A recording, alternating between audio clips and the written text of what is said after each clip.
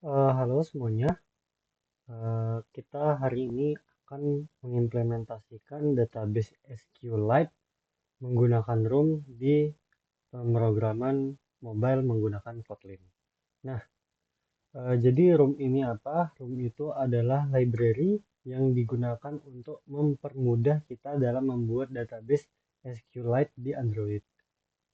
Oke, eh, apa aja sih yang kita gunakan untuk berinteraksi dengan Room ini? Yang pertama itu pastinya ada view model yang bakal berinteraksi langsung dengan eh, metode-metode yang bakal kita buat nantinya di database nanti. Kemudian di roomnya sendiri itu ada apa? Kita bakal membuat tiga kelas nantinya. Yang pertama itu adalah entity database yang bakal kita buat instance-nya. Kemudian ada DAO, yaitu data access object. Yang terakhir ada entity, sebuah model yang mempresentasikan sebuah table. Oke, kemudian ini adalah dependensinya. Yang pertama itu roomnya sendiri, kemudian rantainya, dan yang ketiga ini adalah KSP-nya. KSP sendiri adalah Kotlin Symbol Processing, yaitu proses lebih tepatnya plugin yang membuat project kita itu dapat memahami simbol-simbol di roomnya nanti. Kita akan lebih jelas jika kita ngodingnya.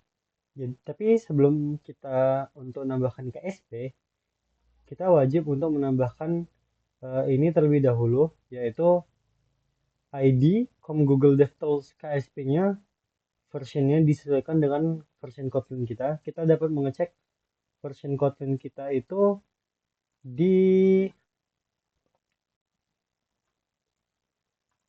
di sini. Di sini Kotlin saya ada 190 dan yang saya gunakan pastinya nanti adalah version 190 dan 1013 itu adalah dari KSP-nya dan apply false itu green. Nah, kemudian kita juga bakal tambahkan ID Google DevTools KSP ini di pluginnya yang modul app. Oke, tanpa berlama-lama langsung aja kita mulai codingannya. Nah, yang pertama sekali kita bakal membuka project kita, maksudnya build Gradle di scope project. Kemudian kita tambahkan KSP kita ya. Oke, next. com.google.devtools.ksp, yang mana versionnya akan saya sesuaikan dengan Kotlin saya 1.0.13 apply false. Nah, setelah itu kita bisa sing now aja, baru kita buka yang modul app kita ya. Saya besarkan sedikit. Nah, yang pertama kali kita lakukan adalah tambahkan pluginnya. Plugin yang udah kita masukkan sebelumnya tadi, yaitu com.google.devtools.ksp. Karena kita udah melakukan versioning tadi di build Gradle sebelumnya, kita tidak perlu untuk nambahin version di sini. Nah, kemudian lanjut ke dependensi, kita bakal tambahkan room kita dengan tambahkan implementation androidx.room.room.ktx. Untuk sekarang ada di versi 2.6.1. Lalu kita tambahkan juga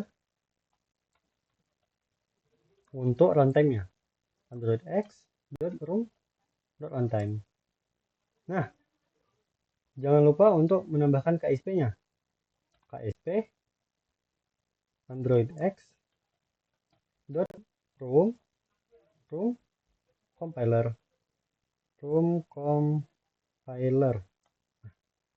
Setelah itu kita bisa langsung sinkronisasi.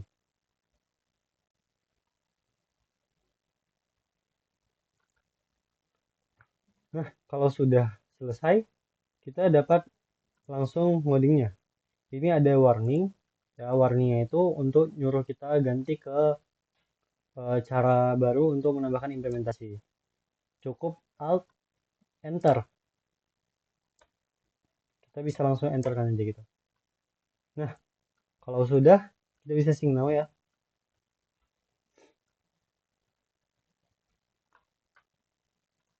Nah, kalau sudah, kita langsung saja ke project kita. Kita tutup dulu semuanya. Ini, ininya, buka ini. Yang pertama kali kita tambahkan itu adalah entity. Kita buat entity-nya terlebih dahulu. Buat data class, buat nama entity-nya. Di sini saya ingin membuat database dengan Node. Ya. Jadi seperti aplikasi Node. Untuk Node sendiri ada beberapa kunci. Maksudnya ada beberapa propertinya seperti ID berupa integer, kemudian ada yang namanya itu title-nya berupa string, dan yang terakhir itu ada kontennya berupa string juga. Nah, kalau sudah gini, jangan lupa untuk menambahkan simbol atau annotation berupa entity. Kita bisa tinggalkan seperti ini, hanya saja kita bisa memodifikasinya. Entity ini kan nanti gunanya adalah sebagai nama table. Kalau kita meninggalkannya seperti ini saja, node itu akan menjadi nama table-nya. Kalau saya tidak mau begitu, saya bakal buat nodes gitu. Dengan huruf kecil semuanya. Oke. Sekarang kita bakal memberi atribut-atribut untuk setiap kolom kita. Jadi yang pertama kali kita lakukan adalah kolom info. Dan kita kasih namanya ini ID. Baru ini kolom info lagi. Ini namanya string. Ini namanya title. Kolom info lagi. Ini namanya konten. Karena kita ingin punya ID yang berturut-turut, maksudnya berurutan, kita, dan ini juga adalah primary key kita juga bisa tambahkan primary key. Karena tadi kita ingin secara otomatis bertambah terus, kita bisa tambahkan auto generate seperti ini dengan value-nya true. Nah, sampai sini sudah selesai entity kita. Nah, selanjutnya apa? Selanjutnya kita bakal nambahkan DAO ya. Jadi gimana caranya? Caranya kita tambahkan kelas baru lagi, Kotlin class berupa interface dengan nama node.dao. Nah, kalau sudah dibuat seperti ini, kita bisa tambahkan. Sebelumnya kita tambahkan dulu annotation DAO. Kita tidak usah berikan apa-apa di sini. Lalu pertama kali yang kita lakukan itu adalah insert. Kita ingin punya suatu fungsi untuk menambahkan sebuah node. Jadi add node dengan parameter node. Lalu kita ingin punya yang namanya update juga. Fun update node. Node. Sama juga delete. Fun delete node. Node. Yang terakhir kita ingin mendapatkan sebuah eh, sebuah list ya, sebuah list node-node yang bakal kita ambil. Jadi pertama itu query ya. Nah, kita bakal melakukan query untuk mendapatkan node yang kita punya. Untuk query-nya kita bakal simple saja ya. Select semua from. Nah, kita bakal ngambil nama ini karena ini yang kita gunakan tadi. Nodes. Fontnya apa? Fontnya itu adalah get all nodes. Oke, kita bakal returnkan list node. Kita juga bakal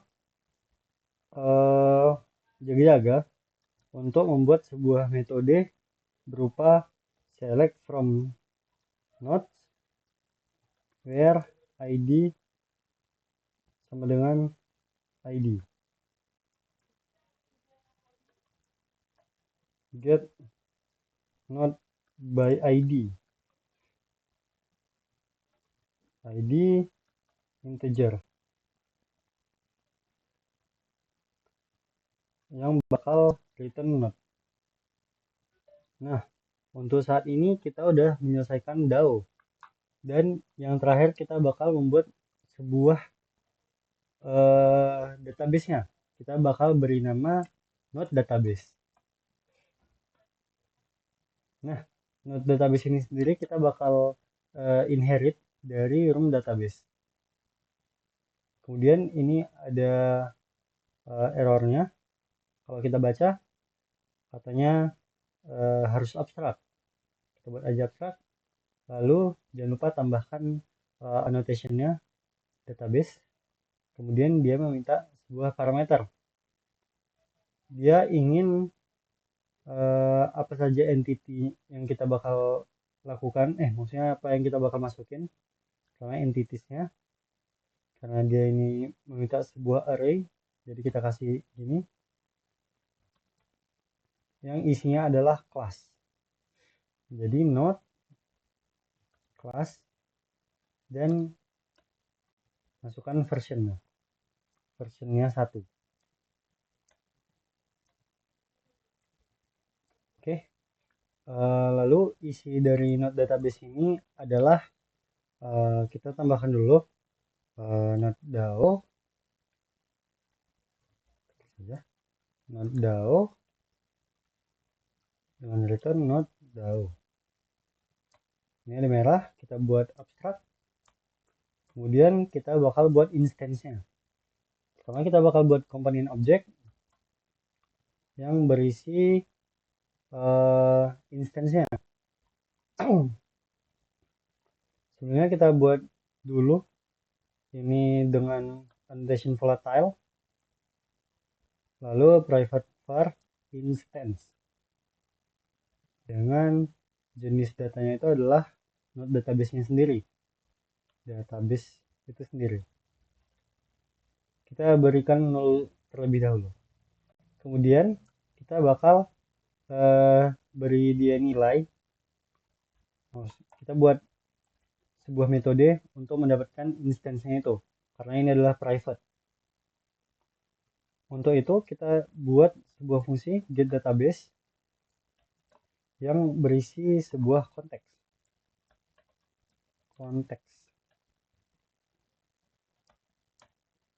Lalu kita bakal returnkan sebuah node database. Nah, untuk itu kita bakal return instance. Jika itu adalah null, kita pakai else operator. Jika itu adalah null, kita bakal berikan dia sebuah instance-nya yang lain dengan cara file instance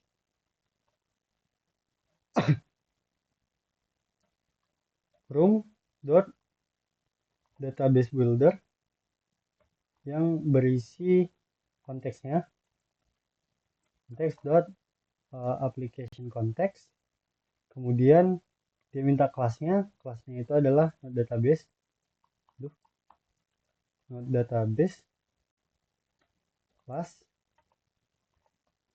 .java. Kemudian dia meminta nama database-nya sendiri. Nama database-nya kita berikan node.db. Nah, untuk semuanya udah. Kemudian kita beri metode build agar itu dapat dibuild. Nah, ini masih merah karena hal ini belum kita return. Kita bisa return langsung di sini. Sebelum itu kita buat begini. Nah, dan yang terakhir, kita tidak seharusnya mengakses instance ini secara langsung. Oleh karena itu, kita menggunakan repository pattern. Nah, repository pattern itu apa? Jadi, kita tambahin dulu sebelum itu node repository. Seperti ini. Oke. Jadi, repository pattern itu gimana? Jadi, kita ini ada di sini. Reading from database itu slow. Namun, reading from live data itu adalah itu cepat gitu. Nah, repository itu sendiri apa? Repository itu adalah konsepnya ya. Konsepnya itu adalah mengambil multiple data source dan memberikan satu aja gitu. Jadi misalnya kita punya data source 2, ada yang dari internet, ada yang dari lokal, kita bisa melakukan repository pattern ini untuk retrieval datanya itu lebih cepat. Jadi misalnya yang internet lama, kita bisa coba ambil dari yang lokal dulu. Nah, seperti ini ya. Jadi repository itu mengambil dari room atau dari internet, kemudian menyimpannya ke view model. Oke, untuk itu kita balik lagi ke codingan kita. Jadi kita masukin dulu. Ini application. Kemudian kita buat node DAO kita. Node DAO. Baru initialization-nya node DAO. Sebelumnya itu kita buat db dulu ya. db sama dengan db itu kita tadi ngambilnya dari sini, node database .get database. Nah, diminta konteks, kita kasih aja application. Baru dari yang kita dapatkan ini, kita bisa beri node DAO kita. db.node.dao. Nah,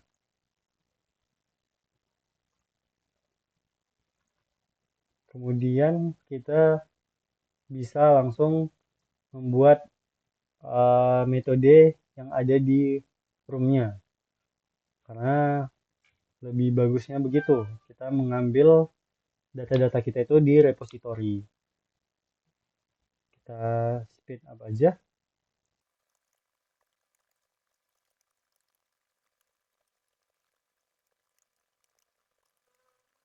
Oke. Kalau udah selesai, kita bakal punya ini metode-metode yang sama kita lakukan di node tadi. Nah, yang pertama itu ada seperti ini, get all nodes yang bakal return get all nodes juga. Kemudian ada node DAO yang bakal melakukan add node juga, yang dari node DAO juga, dan seterusnya untuk update dan delete. Untuk saat ini kita bisa ubah satu metode seperti ini, list, sebagaimana yang dijelaskan di presentasi, bahwa lebih cepat untuk mengambilnya dari live data. Oleh karena itu, kita bisa edit ya di sini. live data. Nah, kemudian kita juga bisa ubahnya di sini. Nah, untuk saat ini kita sudah selesai melakukan inisialisasi skema database kita menggunakan room dengan menambahkan entity, DAO, database, dan repository sebagai akses mengambil datanya. Sekian video kali ini. Assalamualaikum warahmatullahi wabarakatuh.